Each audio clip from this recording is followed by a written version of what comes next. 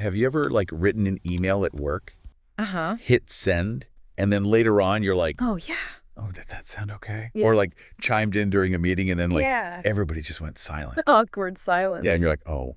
No, it happens. If you relate to that, you were in the right place. Absolutely. You are in the right place. Welcome back to the Duo Dialogues YouTube channel. Yes, welcome back. I'm curious your English, Yeah. specifically for those really important office conversations. Love it. Use English professionally. Yes. They can sometimes unintentionally sound unprofessional. Yeah. Or just less effective than they could be. Right. And the really cool thing is that we're not just pointing out what might not be ideal. Right. We're going to give you some more effective alternatives. I like. Like just little tweaks in your language. Right. That can actually make a huge difference Totally. in how your colleagues and even your superiors perceive you. Yes. Perception is everything right. Yeah, it's all about making those small shifts for a big impact. I love it. Okay, let's jump right into it. Let's go. So the first phrase, Saying we talked can sometimes come across as a bit too casual. It can sound a little abrupt, and it just kind of lacks that professional polish that you want to have in these settings. yeah, for sure. So it can really influence how your message is received. Okay, so for those of you who've used this phrase in the past, we talked about this yesterday. Yeah. What are some ways that you could rephrase that?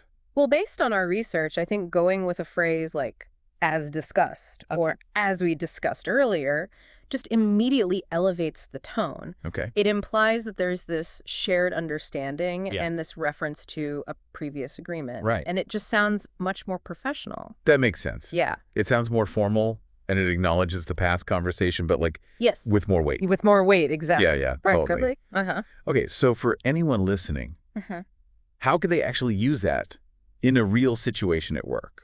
Okay, so let's imagine you're following up with Priya. Okay. And you're like, Priya, we talked about this yesterday. We need to move forward with the new plan. Right. Instead, you could say, Priya, as we discussed yesterday, we will move forward with the new plan. I see. So it just kind of elevates it a bit. Yeah, you're right. That second one does sound more professional. It does. Like it reinforces that there was already an agreement there without being too casual. Exactly. Yeah, I like that. It's a small change, but it makes a big difference. It does. You can hear the difference. Yes, you can hear the difference. All right, let's move on to another common area. Okay. Which is making requests. All right. So we often hear the phrase, do this fast. Do this fast. I feel like we've all probably been on the receiving end of that one. Yeah, exactly. And I mean, while there is a need for urgency there, right, sometimes things need to happen quickly. Yeah. To say do this fast can be interpreted as just an order rather than a request. It makes you sound demanding and like you're not really trying to build a collaborative environment, which you want. Okay, so if you're in a situation where you need something done quickly, but you don't want to sound like that. Right.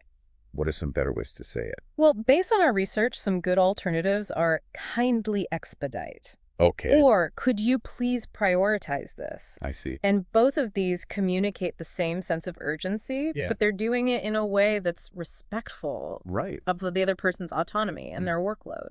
Yeah, I like that. Uh-huh. All right, how would you actually use one of these in a sentence? Okay, so instead of saying to your teammate, like, do this fast, it's urgent, you could say, could you kindly expedite this task as it's urgent? I see. Yeah. Much more professional. It does sound better. Yeah.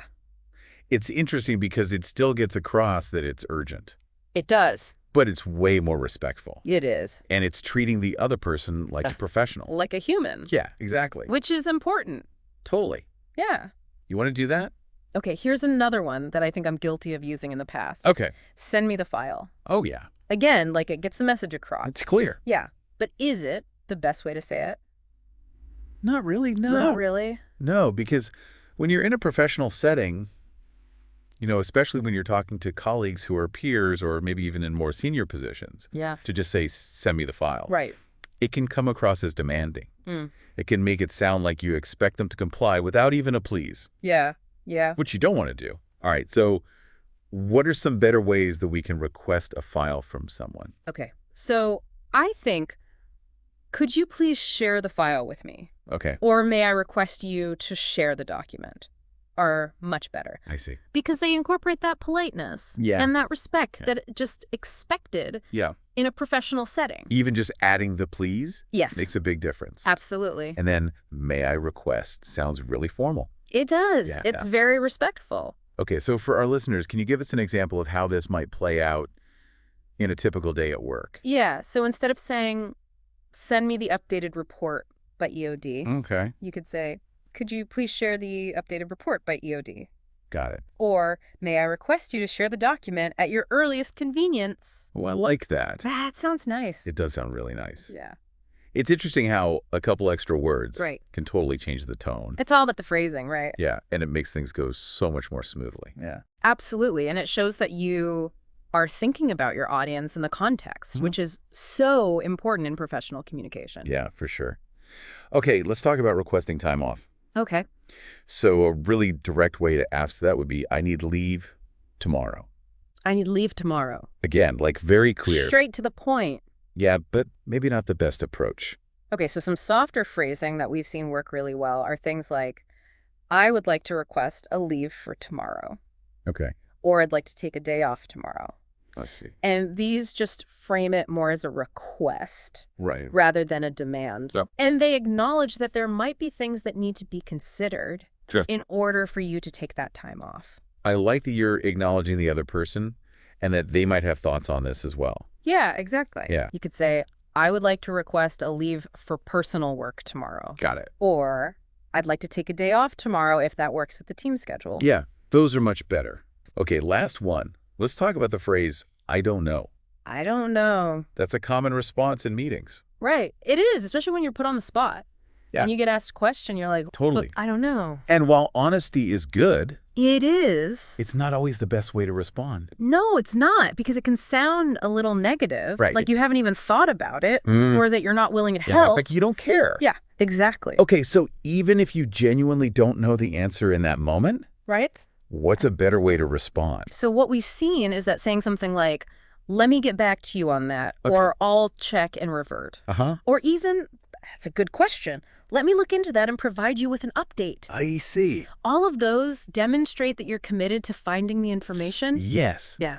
And you're taking it seriously. Yes. How could we use these in an actual meeting? Okay, so imagine someone asks you a question you don't know the answer. Instead of, I don't know, you could say, that's a good question. Let me get back to you after I've had a chance to look into it further. Okay.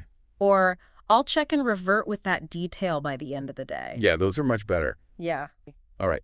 Thank you for being here. Thanks, everyone. We'll see you next time. See you soon.